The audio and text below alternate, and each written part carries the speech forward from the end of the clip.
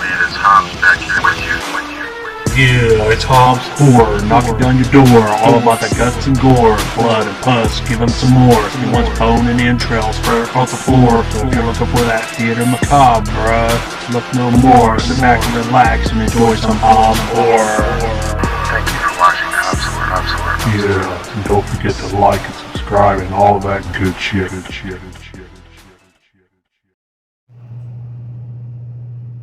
Welcome to Wild Eye Wednesday / Day 1 of the 12 Days of AxE'Mas, presented by Mr.Bones. Today we're reviewing a film that I don't even think is available to the market yet. I want to thank Wild Eye Releasing and Beat Entertainment for sending this to me to review. We have Christmas Craft Fair Massacre. That is right, Christmas Craft Fair Massacre. This is the one that everybody has been waiting on.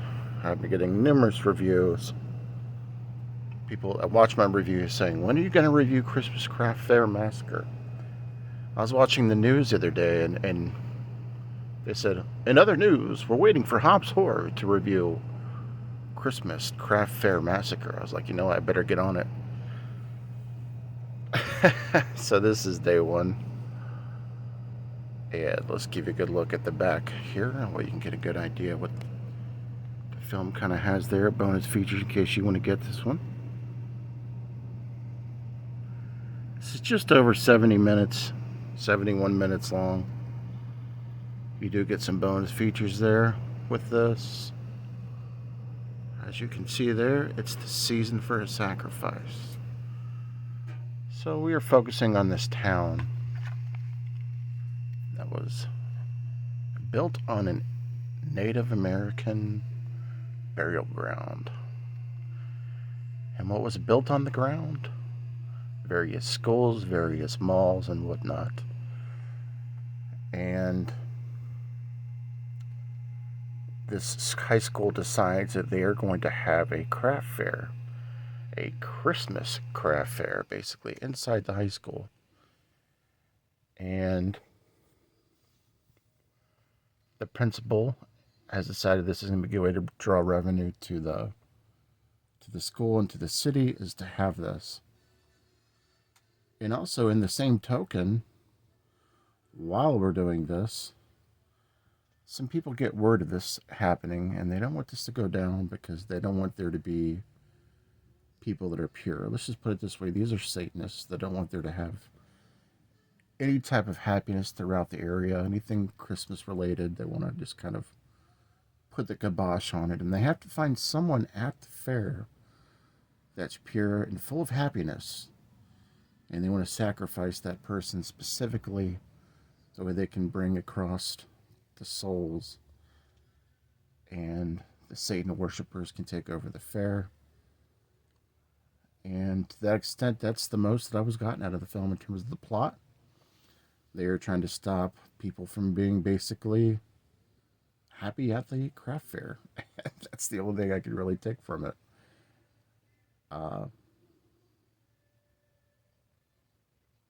So let's talk about my thoughts on it.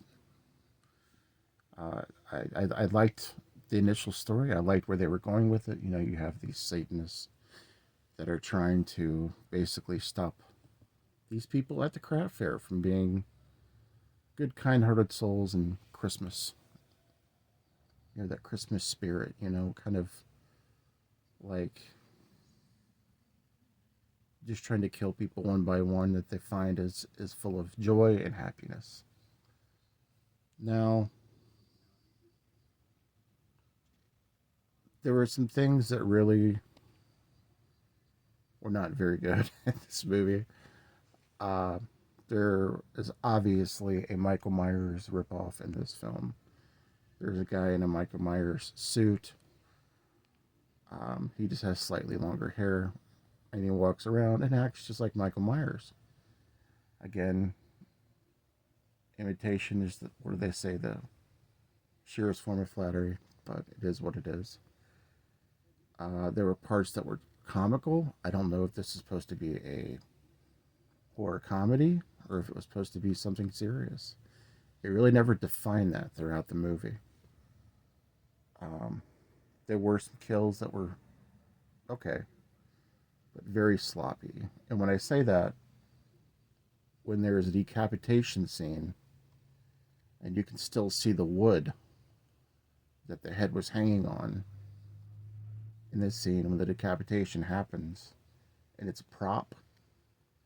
Again, I don't know if the intent was to be funny, but I could still see the wood that the head fell off of on a decapitation scene. It was like it was a mannequin. So that's sloppy to me.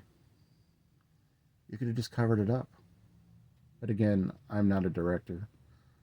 I don't pretend to be a director, but in my opinion, that could have been an easy fix. You had Michael Myers at one point delivering packages to people's house, like little candy bags, to lure them to come to the fair. There was music that was being played during that was like ragtime. So I don't know what I was watching here, to be honest with you. I don't know if I was watching a horror comedy or...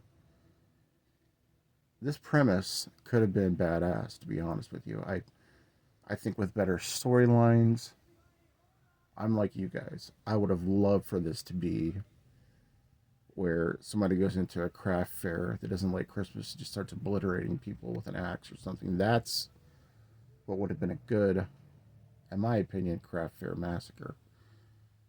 Again, I'm not knocking on the film, but I kind of am a little bit. This one, for me, will not be a rewatch. I could not get into this. I found myself wanting to turn it off 50 minutes in. But outside of that, that is day one. Although a second watch might be in order. I don't know, probably not. But check out the Christmas Craft Fair Massacre if you want to do that. Check out Mr.Bones. Everybody that's doing their 12 days of Christmas.